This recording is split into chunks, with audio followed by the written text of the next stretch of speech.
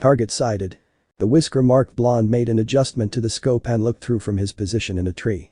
The crosshairs landed on a pudgy midget of a man in a suit wearing shaded glasses. Confirm.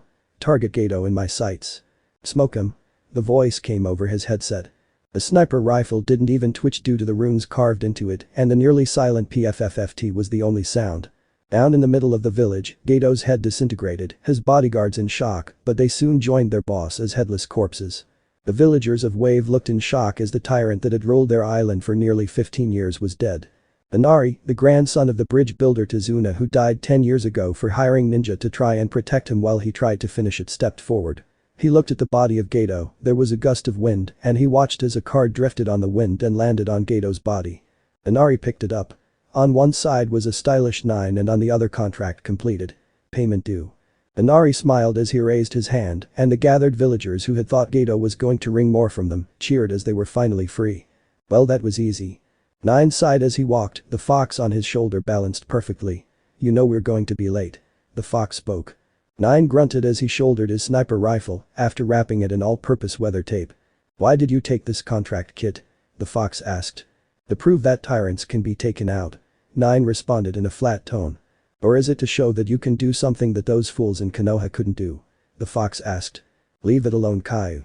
9 said, his blue eyes focusing on the path ahead. You're still hating. The fox said. And why shouldn't I? 9 asked finally. They locked me up for 10 years, turned their backs on me, on us. Then when they finally let me out, the villagers try and kill me, I defend myself and am threatened with death. The fox sighed and remembered it like it was yesterday. Flashback. Naruto Uzumaki, you are charged with the theft of the Forbidden Scroll, breaking and entering, assault, murder of Chunin instructor Iruka Yamino. Naruto stood there in shock as the charges continued, some were obviously made up, and some were from things he'd done and been punished for. He looked up to where the third Hokage sat watching the trial, and the old man's face was turned away, Naruto could see tears. Help me, Aji-san. I didn't kill Iruka-sensei. It was Mizuki, Naruto thought. He was unable to speak as some guards had put suppression seals on him before dragging him into the courtroom. Silencing jutsus were used on him, as well as the chakra suppressor cuffs on his wrists. I did what I was told. I took the scroll and learned the Kage Bunshin. Why did this happen, Naruto thought. Mizuki-sensei and Iruka-sensei showed up. Mizuki claimed I stole the scroll, but I told Iruka-sensei that Mizuki told me I could make genin if I took the scroll and learned something from it. 3 hours since he stole the scroll, he'd sat out near the abandoned shack and learned the Kage Bunshin. He'd just made and dispelled one when Iruka showed up. And then Mizuki showed up and demanded I give him the scroll, and Iruka-sensei told me not to. And then Mizuki attacked me. Iruka took the windmill shuriken to the back. Naruto had run then and Iruka and Mizuki fought. Mizuki yelled out to Naruto the secret that the village had kept the past 11 years. The reason why everyone hated him. The reason they abused him. You're the Kyuubi, Mizuki had told him. And then Iruka had said that it was true. But he didn't see Naruto as the 9-tailed demon fox. He saw him as Naruto, a hero. Mizuki then stabbed Iruka with a kunai. It would be revealed to be one of the kunai Naruto had thrown to get away. Naruto in anger summoned 1,000 Kage Bunshins, and they pummeled Mizuki into unconsciousness. Mizuki however had a partner, and Naruto never saw the person who struck him from behind. Naruto woke up in a cell and was told that he was charged with murder and theft. They'd found him with the scroll in Iruka's body with his kunai in the Chunin's throat. Mizuki was gone, and the Anbu figured Naruto was his accomplice. And now I'm on trial, that's funny. No one is defending me, and I can't speak for myself. The sentencing was 10 years in prison for the death of Iruka. The scroll which had been found on him was returned to the vault in the Hokage's office. Then flashback. 9's leaps past several trees, and he would leap just after touching down. The fox didn't even feel it. As he continued to remember for the blonde whose shoulder he rested on. Flashback. 10 years had passed. Naruto had trained his body while in the cell. During that time he'd sunk into his mind and met with the Kyuubi. The fox had been huge behind the seal, and the rage and killer intent flooded out. The two exchanged insults and Naruto woke. The next time Naruto met with the fox, they once again exchanged insults, and the Kyuubi forced him out.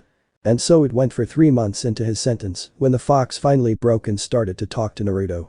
Not about how he came to be sealed, but about Naruto's life. They talked about everything else over the months, and Naruto was finding the fox had an odd sense of humor. It was nearing his 9th month in prison that the Hokage who visited once a week never showed up. Naruto yelled for the guard and asked where the old man was. He was given a beating for his question. Another week passed and still no Hokage. In his mind he ranted at the fox, who seemed as surprised as Naruto that the old man hadn't come. I might not like many humans, but the old monkey did best by you as he could. A year passed since the Hokage stopped visiting, and it was during his talks with the Kyuubi that the fox started to show him how to train in his mind on chakra control. But it sealed off. The bracers. Stupid kid. In your mind you can still learn. When those things come off, we'll surprise them all. Kyuubi not only taught him chakra control and manipulation, but he taught him about the ages past. I heard a village to the far north rediscovered gunpowder and is making firearms. Kyuubi said. How about when we get out of here I show you how to really make them? What? Why? Naruto asked as he worked out. You're my container. The longer you live and the more power you have the more prestige I get. Kyuubi admitted. You'll never be allowed to be a ninja of this village, that's for sure. During their mental training, Naruto learned what the teachers had sabotaged in his training. The Kyuubi was mad. And they call themselves teachers. He was heard muttering. So he had Naruto create a shadow clone and used a tail to control it. Naruto learned a whole new style of taijutsu, as well as how to use foxfire, the chameleon ability to blend in and kitsune illusion magic. I am a creature of the elements kid. And what I have you shall have. And that added another lesson in his mind space, as Kyuubi showed him how to mold the elements. Fire, water, earth, wind, metal, lightning, ice, life and shadow. One element per tail. In the real world Naruto worked out, his body lean, a dancer's build, but ripped. The new taijutsu was fluid and graceful. Time passed and the only human contact was guards bringing food. Naruto had no visitors after he told AM and old man Ichiraku not to come back when they told him about the death of the third Hokage. I'm sorry we couldn't visit before but the lower levels of the prison you need permission and it took the old man said. The new Hokage is making things. Leave. Don't come back. Naruto said coldly. It had hurt, but he knew it would hurt more when they stopped visiting later on. Like when Aji-san. Kyuubi comforted the boy with a tail hug when he sobbed in the mental space after hearing about the death of the Hokage. Hi. Naruto said. What kid? The fox asked from its side of the bars. When we get out of here show me how to become better. Naruto said. As you wish. The fox said. Then flashback. Why aren't we using the contraption the girl made? Caillou asked from his seat on Nine's shoulder. Because you hate teleporting and Sei's device makes you antsy. Fa. It's unnatural scattering one's chakra and atoms and rearranging them at a different location. Nine chuckled. I like it. You would. You're an adrenaline junkie and think skydiving is fun. It is. If we were meant to be in the air like that, Kami would have given us wings. The fox argued back. Nine smirked. Wait till I tell Yugi-chan and Nai-chan the great and all-power Kyuubi no Kitsune is afraid of heights. Do that and I'll rip off your ear. The fox growled. Nine chuckled a bit as he continued to speed along. I remembered for him the day he was released. Flashback. The cell door opened with a loud creaking groan. Lantern light flooded the room and Naruto winced as he turned his head away. Come on demon, your sentence is up. The guard said. Really? Naruto's voice was whispery and rough. And here I thought I was to remain forever. Naruto stretched like a fox and his spine cracked as he worked the kinks out. He shuffled along, his blue eyes avoiding the lantern as he allowed the pale light to lead the way. They reached the foyer where the desk and doors were. Naruto wasn't surprised there was no one waiting for him. The guards removed the leg shackles. Naruto Uzumaki, you have served your full sentence of 10 years, it is time for your release. The warden said. Naruto said nothing. He held out his arms to get the suppressors removed. You'll need to see the Hokage about those. The warden said. Naruto grunted and waited. Wolf, ox, boar, take the prisoner to see the Hokage so he can be given his final release papers and housing assignment. The warden said. No words of luck or anything else, the Anbu led Naruto to the tower. Once his eyes adjusted to the bright light of the sun, he noticed Konoha had changed greatly in 10 years. Buildings were changed.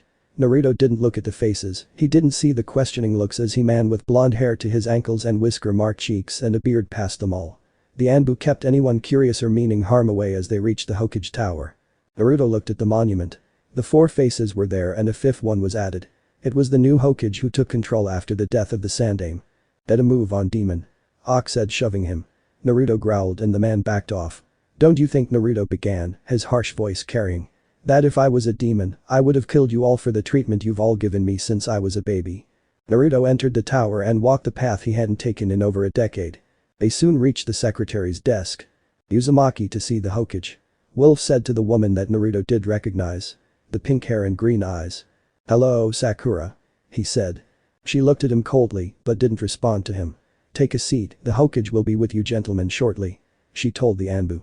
They shoved Naruto into a chair and took up positions. Sakura at the desk went back to work, ignoring Naruto. You're looking good, Sakura. He said after several minutes of quiet. Don't speak to me, murderer. She said. I was framed. Naruto said. Sakura said nothing when there was a buzz from the intercom on her desk. You can take it in now. She said. The three Anbu ushered Naruto into the Hokage's office, a room that used to warm and welcoming, now felt cold and alien. Uzumaki.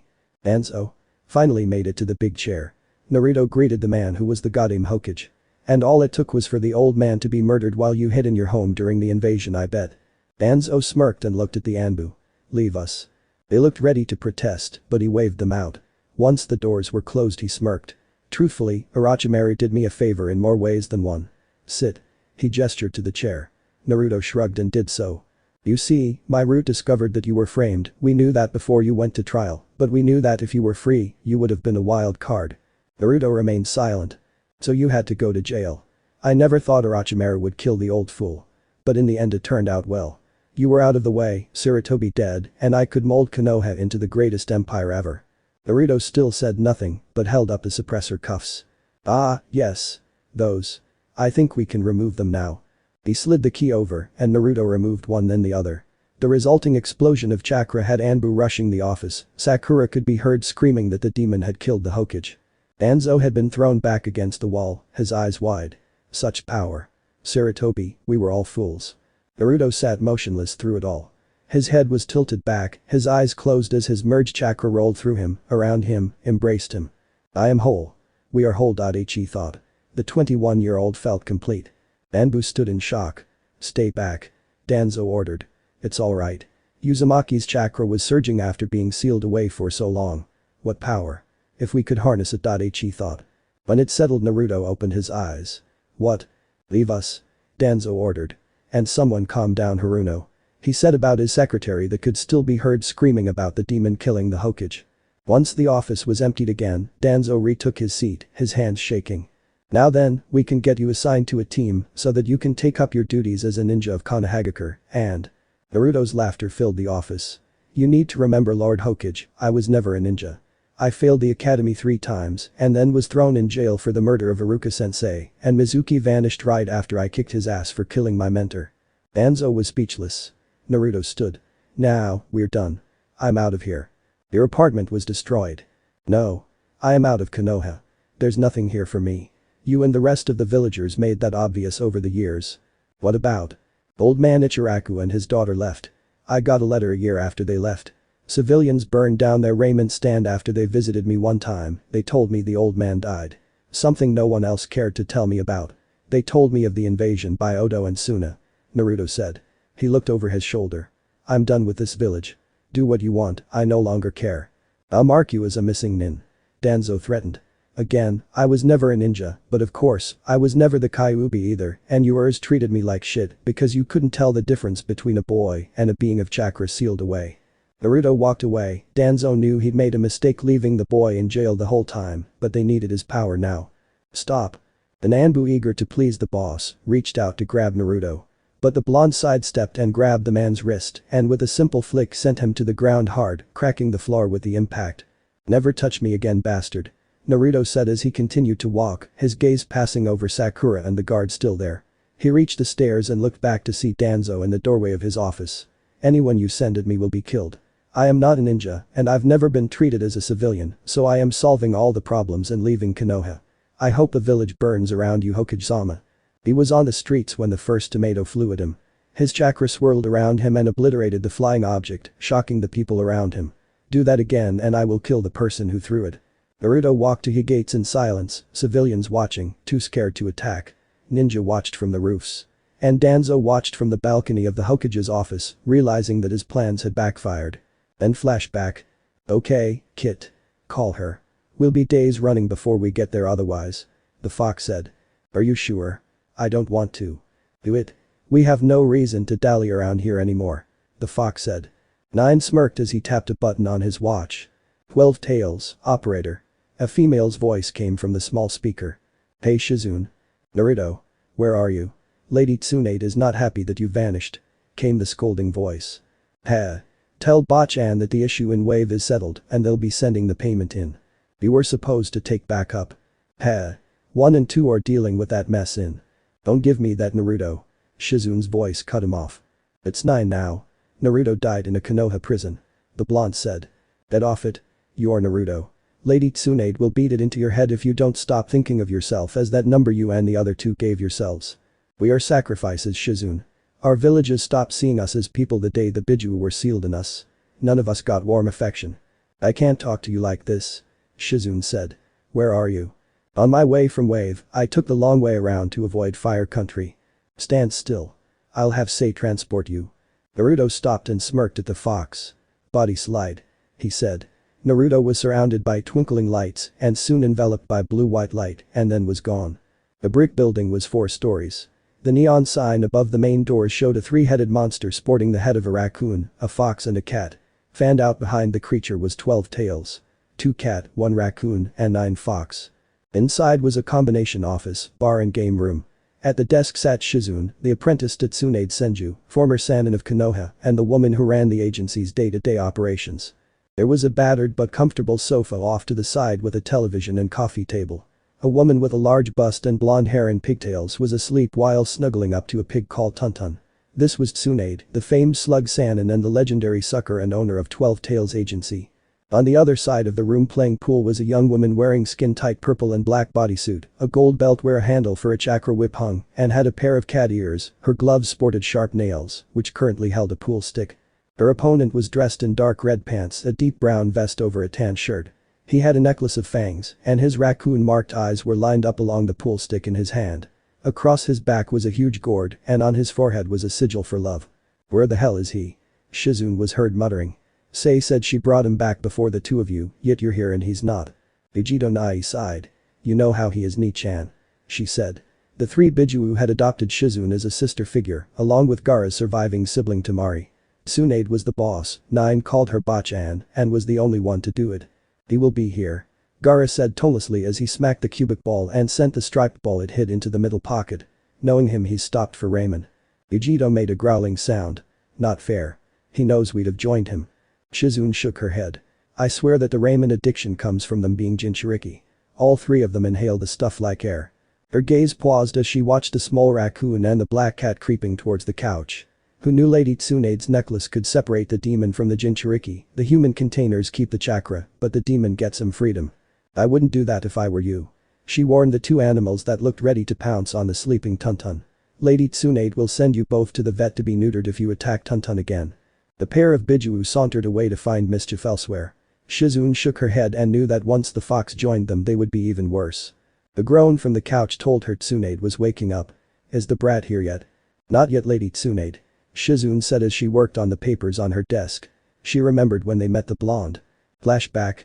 They were passing through a small gambling town when they ran into Jiraiya. You old pervert, what brings you this far north?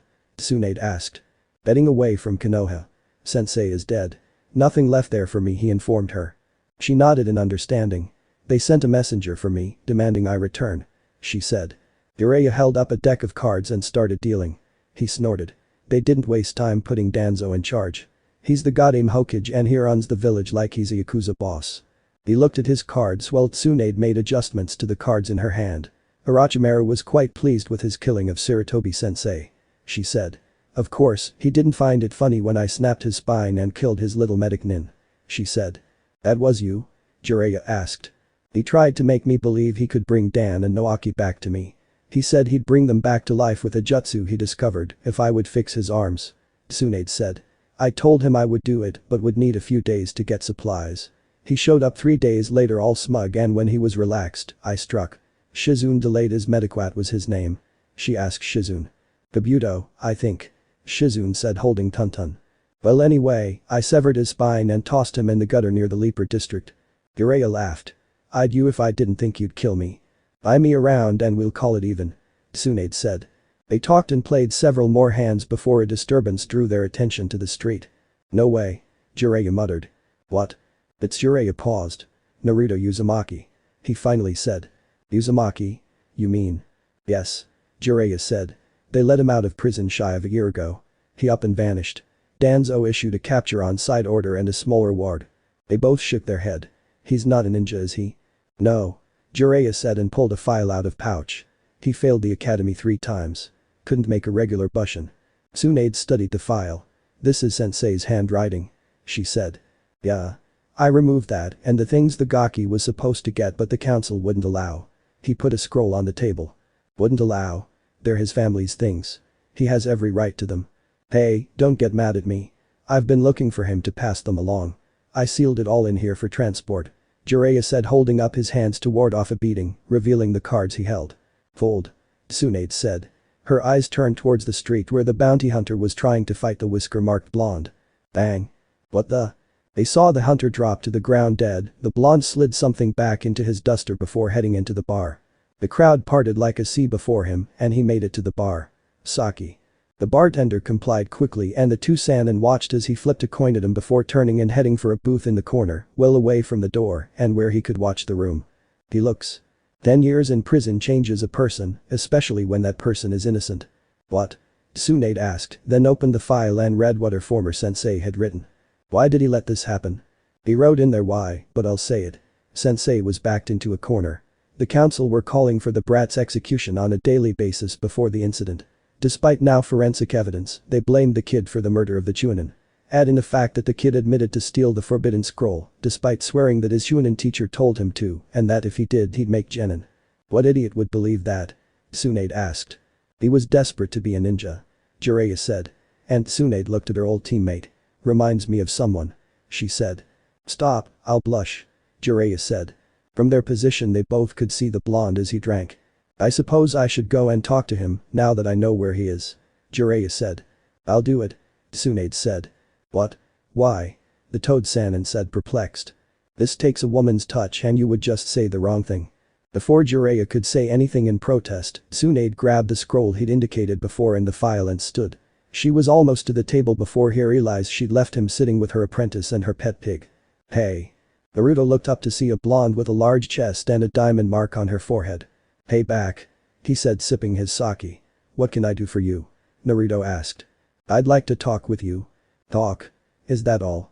He asked. Tsunade laughed. I'm a bit old for you. She said. Ah. You don't look older than 30. Naruto said. Why thank you. Tsunade said. Pull up a bench. He grabbed a clean cup and poured her some sake. Thank you again. She said with a grin, putting a file folder and a scroll on the table. So, you have a name? He asked. Tsunade. And I already know your name, Naruto. She watched as he tensed, his hand flashed quicker than she thought possible, and pulled something from his duster. She felt cold metal pressing to her forehead, and the bar went dead quiet. You're the prettiest hunter that asshole Danzo sent after me. But I guess where brutes fail, he hopes that beauty will win. Tsunade saw he was gripping some sort of firearm. She'd seen the rifle and pistol up in the far north, but nothing like what the whisker-marked blonde held to her head now. I'll tell you what I told your partner. Go back to Danzo and remind him I am not a ninja, never have been, never will be, and if he continues to hire hunters, I'll keep filling the Undertaker's coffers. Tsunade laughed. Then flashback. Boy, that was tense. Shizune thought for sure at the time the blonde would have shot her master. And Lady Tsunade just kept taunting him. She saw Tsunade was on her feet and rummaging behind the bar in the small cooler. What do we have to eat? Nothing. You haven't gone shopping, it's your turn. Shizune reminded her. Why do I have to shop? I'm the boss. Tsunade whined. The name only Bachan. They turned to the door where Nine was standing with a fox near his feet. And no more alcohol. You'll kill your liver one of these days. From the bar Tsunade grabbed an empty bottle and tossed it at the blonde in the doorway. He reacted by drawing his pistol and firing, the bottle shattering before it even got halfway. No guns in here. Shizune snapped. Sorry, Ni-chan. Nine said. He sauntered in and they realized he had several boxes of pizza. Their other weakness besides ramen, Shizune thought, but her mouth watered as she smelled the hot dish. Whatever, brat. Tsunade said and took 2 slices and dropped back onto the couch, waking Tuntun, who disgruntled hopped off and went upstairs. What kept you? Well, besides getting food, I took that job back in Wave. After that. Sei called that she teleported you back here before those two. She said, pointing to Gaara and Yujito who were digging into their own pizzas. Oh. Nine said with a shrug. Stopped for pizza and before that I just sat at the park. Tsunade sighed. We've got a job back in the elemental countries. She said, getting all of their attention. It's in Konoha. Nine's slice of pizza dropped back to its plate untouched. Tell me, you did not just say the jobs in Konoha. Nine said, his blue eyes staring into Tsunade's own. I did. Tsunade said before taking a large bite from her slice. Gar and Yujito sat nibbling on their own slices, watching and waiting for the verbal explosion. Shizune had taken her slices back to her desk to continue working, letting the two blondes talk it out. Nine looked at the others. How much did she drink? Not too much. Yujito said. She was sober when the messenger came. Nine sighed. Bachan, you know that I refuse to work for around Konoha. He said. No choice. Tsunade said. We're all going for this one. We are? Shizune asked from the desk. We are. Tsunade said with a nod. Nine stood up. Have fun. Send me a postcard. He made his way towards the stairs, but Tsunade's voice stopped him. I'm calling in your marker. Nine stopped and looked over his shoulder. You're wasting that on Konoha? He asked. She gave him a brief but firm nod. I knew that called you the legendary sucker Bachan, but this is even a bad call for you. He sighed. I hope whatever the job is, it's worth it. He said going to get ready while Gaara and Yujito inhaled their pizza. So do I, brat. So do I, Tsunade muttered. 12 Tails lab. Say the team's tech person was moving around the lab. Tables loaded down with weapons and half-started projects. The center of the room was a large platform that the three Jinchuriki swore she stole from a Star Trek convention. Say herself was a small woman, standing 5'2". She had ankle-length light brown hair that was in a braid and tied with a yellow ribbon. She was wearing a pair of pajama pants, fluffy bunny slippers, a white baby crop tee and her lab coat. A pair of round wire-frame glasses perched before her soft chocolate brown eyes and a smile as she moved about the room. Light glinting off the studded dog collar she wore. Hey say. Nine said as the group entered. Nine. She said. Your gear prepped, make final checks. She said as she moved back to a computer. The three Jinchuriki looked at the bags with their respective numbers. Yujito pulled out several blades and a whip and claws with forearm guards, she was the team's up-close fighter. I put the new gear you requested in there as well. Sei said. Yujito pulled out several burglary tools and after checking them nodded. Cat burglar. Funny. Nine teased and the girl stuck her tongue out. Gaara's bag held explosives as he was the team's demolition expert. He also picked up some scrolls and raised an eyebrow. Sei from her spot at the computer noticed. It's a summon scroll. I had Tamari take and bury the other one in the desert so you can have access to an unlimited amount of sand. She explained. Just add a drop of blood and some chakra to activate it, then again to shut it off. Gaara nodded as his gourd melted into a long coat. He slid the scroll into the pocket on his thigh and went back to checking his explosives. Nine picked up his bag and pulled the zipper open and peeked in. Sei waited until he pulled out a pair of 1911 Colt .45 seconds. I bored the chambers and customized the triggers, added some compensators. She said and Naruto looked up. They used to be pretty good, but now they're nail drivers. Naruto smiled as he removed his old .45 and put it on the table. He slid out of his old holster rig and into the new one. The guns were well hidden by his duster.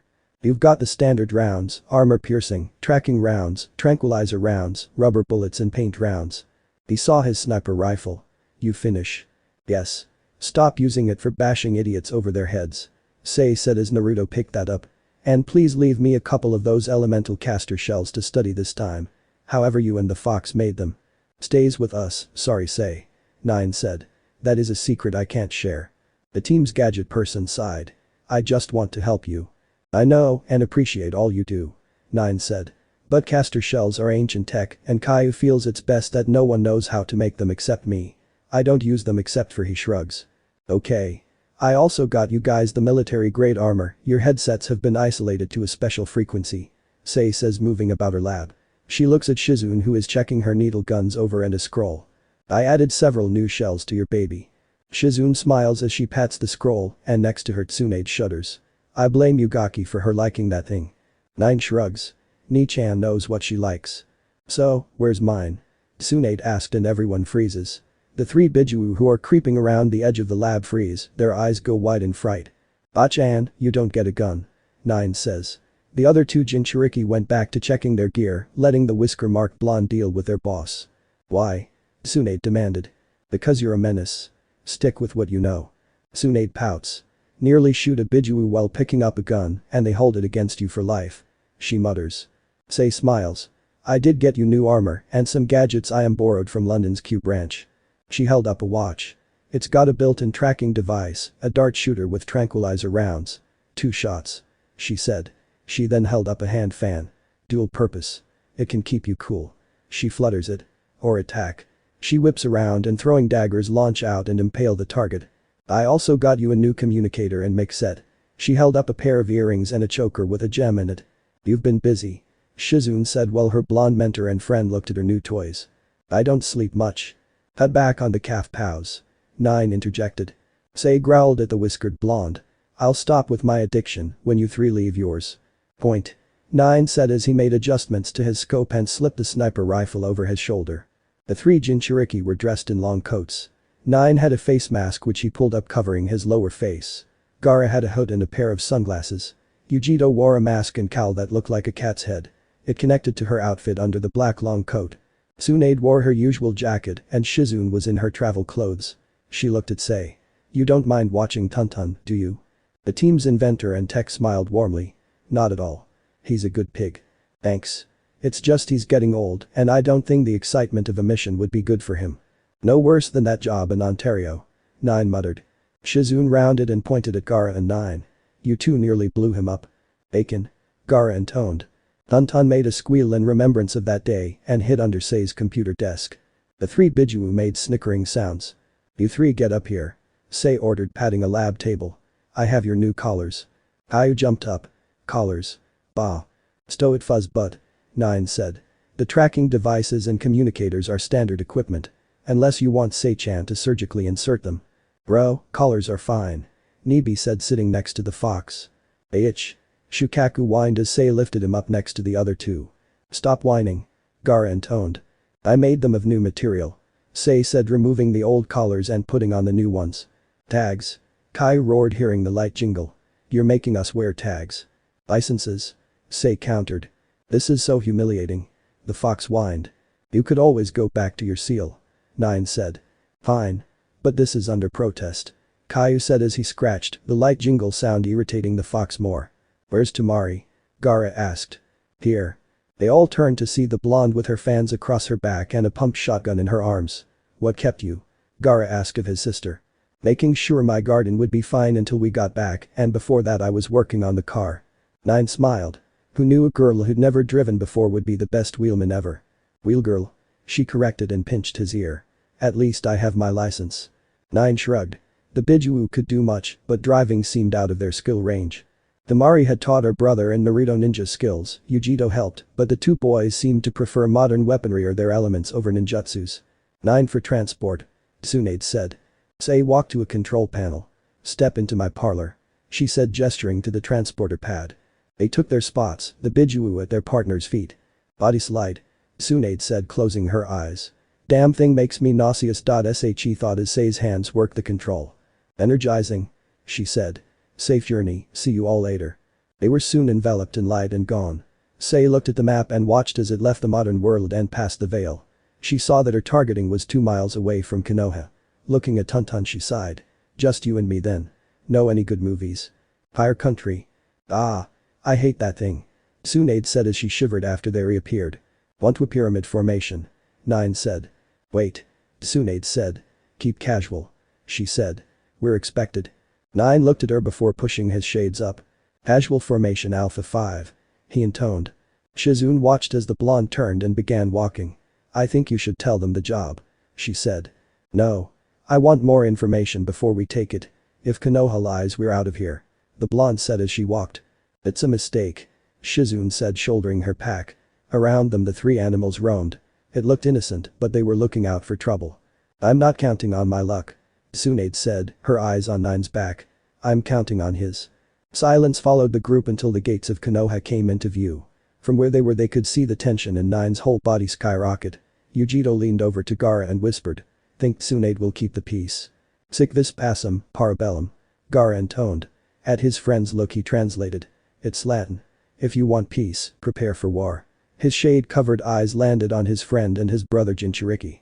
Naruto Uzumaki is dead. He died here 15 years ago in prison. Konoha is going to be seeing Nine, a contract killer and the world's best shooter. He looked back at Yujito. He won't do anything for revenge. It's not a valid motive, it's an emotional response. And we both know that Nai-san on jobs is like ice. His gaze went back to Nine. Yujito added her own thought. Alright, if not vengeance, you can bet there will be a lot of punishment handed out. Gaara nodded. It would be like you or I returning to our villages. Gumo wouldn't be standing and Suna would be swallowed by the desert, she said. And here, the leaf will burn.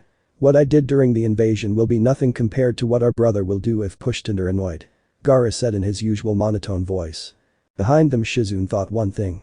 Konoha's head. The pay better be worth this. She said to Tsunade. They paid 500,000 just to meet. Tsunade said. The job is promising a lot more.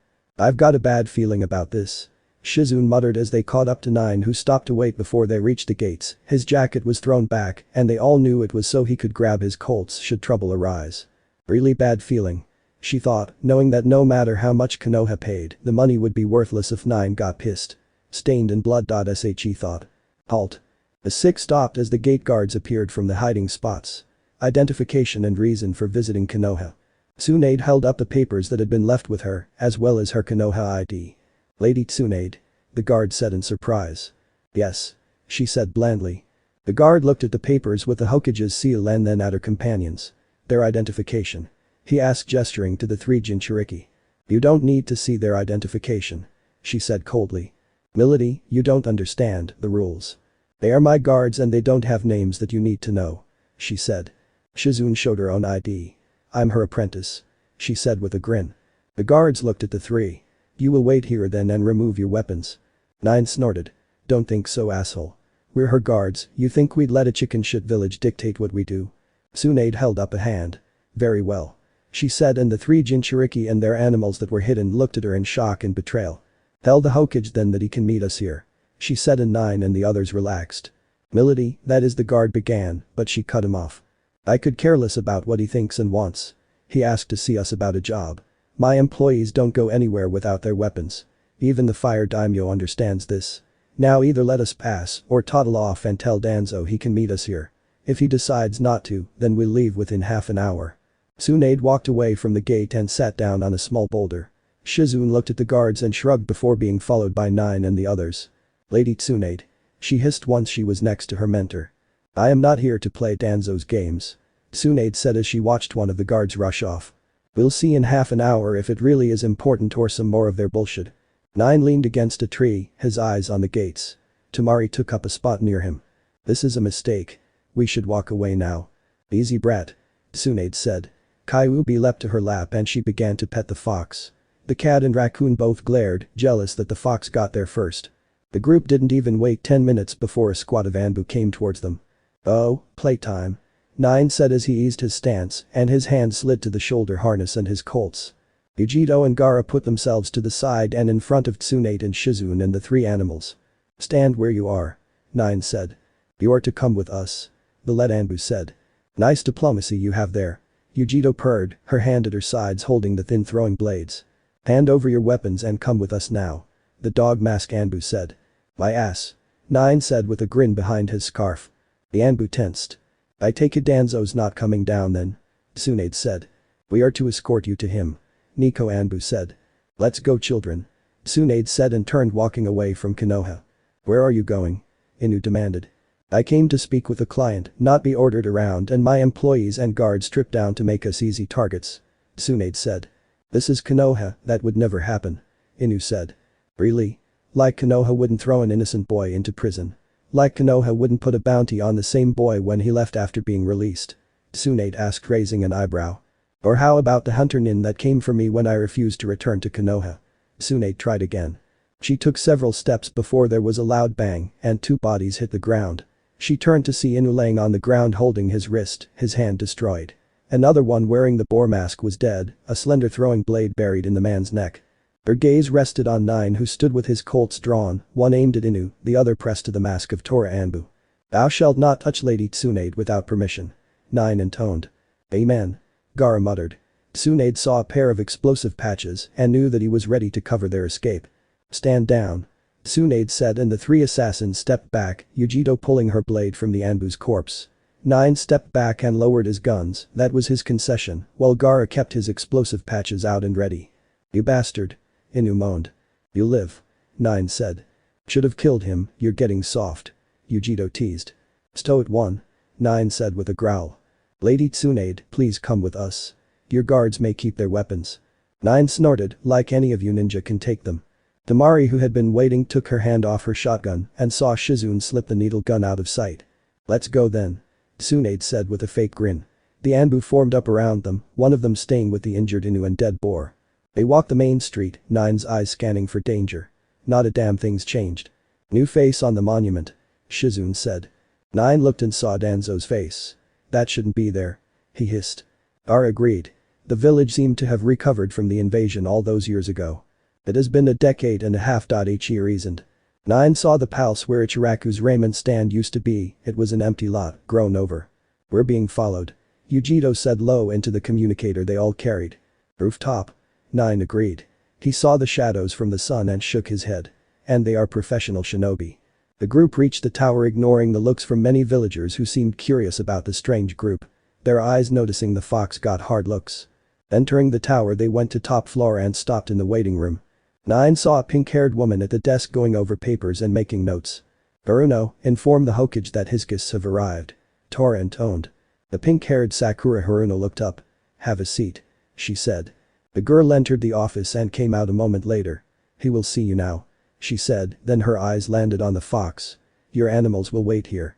She was ignored as Yujito entered the room first with Nibi. Tamari and Shizune were next, followed by Gaara and Shukaku, the raccoon sitting on his owner's shoulder. Nine paused at the desk, looked at the girl he once had a crush on, and snorted before entering the office with Kyuubi on his shoulder. "Ah, Tsunade, the years have been kind to you," Danzo said. On either side of him were his advisors, Kaharu and Hamura. "Funny. You look like crap," she said, ignoring the scoff from the two old farts that used to be her sensei's teammates. "The role of Hokage is difficult and very consuming. I used to envy Sarutobi." Now he shrugged. "You paid for this meeting, Danzo, speak," Tsunade said, taking the chair while the others spread out. Tamari and Shizune stood in mirror positions on either side of her, while Nine leaned against a windowsill. Gaara was by the main door and Yujito leaned against a bookcase. "You will address him with the proper respect," Kaharu said. "I'll address him any damn way I want to," Tsunade said to the advisor. "I am no longer part of this village. My travel rights can only be revoked by the Council of Daimyos, and you aren't them." Danzo held up a hand to stop Kaharu's rant. "Tsunade, I didn't bring you here to fight. I have heard of your employee skills and I would like to hire them to do several jobs that seem beyond the skills of our Anbu." "I'm listening," she said. "The first job is we need you to hunt down and kill Orochimaru." Tsunade laughed. "I broke his back and left him for dead in a gutter." "He's back," Danzo said. "He had help acquiring a body and transferred his soul to it." He looked at his advisors and sighed. "There is a second part of this job. One of our jonin has been compromised." Tsunade's eyes narrowed at hearing her former teammate was back and had used that jutsu to get a new body. "Compromised?" she asked. Amura spoke next. "Sasuke Uchiha was infected with the curse sealed by Orochimaru while on a mission with his genin team. The genin died and Sasuke was brought back to Konoha. We thought it was sealed by his former teacher Kakashi Haddock, but the seal used required. It required the Uchiha's will to fight it. He didn't and has gone to Orochimaru for power to kill Itachi Uchiha." Nine snorted. "So, you want us to kill your runaways? They are nuke nin, each with substantial bounties." Nine stepped away from the window. "No." Tsunade looked at the one person she thought of as her son. "You sure?" she asked him. "I won't hunt for them," he said. "There's more," Danzo said. "There always is," Nine said from behind his scarf. "Sasuke Uchiha, when he left, kidnapped Hinata Hyuga. Her clan wants her back. We need a moment to confer," Tsunade said, and they huddled near the corner. "Naruto," she said in a harsh whisper. "No, Bachan. There is more that they aren't telling us," Nine said. "I agree," Gaara said. "At the rest of the details. Also, we collect the bounties, but we also get paid for the job." Yujito voiced her agreement. "We're not a charity. It sounds like they want us to take the risks and are hoping to pay us with the bounty only." Tamari snorted. "Bet they'd Welsh on that." "Shizune?" Tsunade asked her apprentice and friend. "I agree with all they say." Hamura is nervous and keeps looking at Danzo. Tsunade agreed. Back to the table. She retook her seat. "That's all good, but what aren't you telling us?" "We've told you everything," Kaharu said. "Lie, strike one," Nine intoned. "We also need to negotiate on the fee," Tsunade said in a bored tone. "Fee?" Hamura said. "You'd get the bounties. This is non-negotiable. You want us to perform rescue, extraction and assassination, it will cost you more than a few bounties. Orochimaru is worth. I don't care how much the bounties are. There is more going on than a simple hit," Tsunade said, annoyed. Now, you will tell us what else you've left out or we walk away. Tsunade counted to 20 and stood. Wait. Danzo said, ignoring his advisors. There is a couple of complications. Orochimaru is the leader of the Hidden Sound Village, filled with Nukenin, and there is also the Akatsuki, group of S-rank Nukenin. Nine growled. He had heard of the Akatsuki while he was traveling. He knew what they wanted. All your information on them and the targets and the rest of the mission. He said. And I mean everything. Including everything on sound. He then looked at Tsunade. Negotiate the price. He told her. Tsunade smiled as she pulled a flask out of a pocket of her jacket. Taking a swig, she smirked at Danzo. Rescue fee is 1 million, oh, and my prices are non-negotiable. She said before continuing with her prices. Danzo's eyes widened at each. You'll break us. He said. Tsunade shrugged. You want the job done and done right, you pay. Half up front, the rest when the job is done. Danzo looked nervous. Why are you like this, Tsunade? Konoha is your home. My home died the day you locked up an innocent boy for murder. You know where Uzumaki is? He asked, his eyes widened in hope. No. I get a letter from him sometimes. I think he's in America or Canada. Hamura snorted.